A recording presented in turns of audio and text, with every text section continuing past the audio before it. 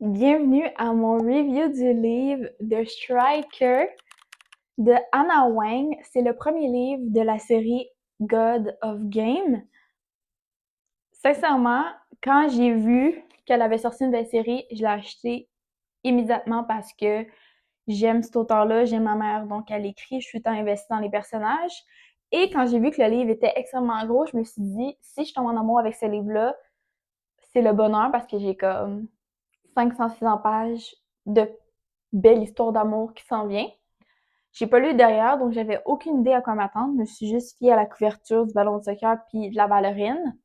Je n'ai pas été déçue, ma foi. J'ai été accrochée immédiatement. Je pense que c'est le fait que l'histoire se passe entre la fille qui a un frère qui joue dans une équipe de football, mais qui joue au soccer, là. Puis, elle tombe en amour du coéquipier de son frère, qui est aussi son rival, parce qu'ils s'aiment pas, mais ils sont dans la même équipe.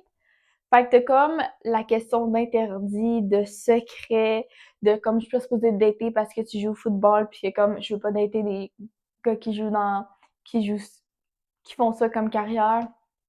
Fait que bref, c'est comme un trope que je savais que j'allais aimer.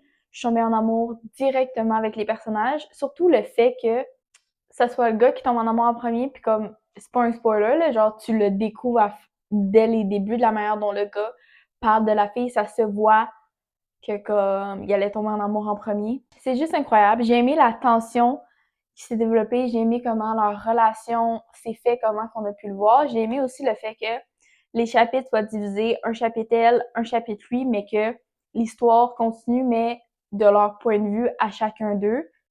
J'ai tout aimé, gang. Puis les personnages autour, c'est juste sans mots. Je l'ai terminé, puis j'étais comme, je fais quoi maintenant de ma vie?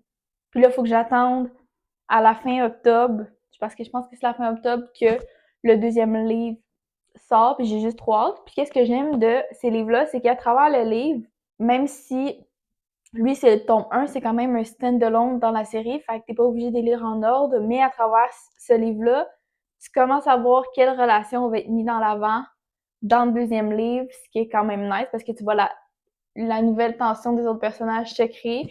Mais bref, recommande fortement. J'ai donné un 5 étoiles sur 5. Si tu l'as déjà lu, dis-moi en commentaire ce que tu en as pensé pis si tu es aussi obsesse que moi sur ce livre. Si t'en as d'autres dans le même style que je pourrais aimer, écris-moi les auteurs puis les séries que tu connais que je pourrais aimer en commentaire. Et sinon, je vous dis à dans une prochaine vidéo. Mouah.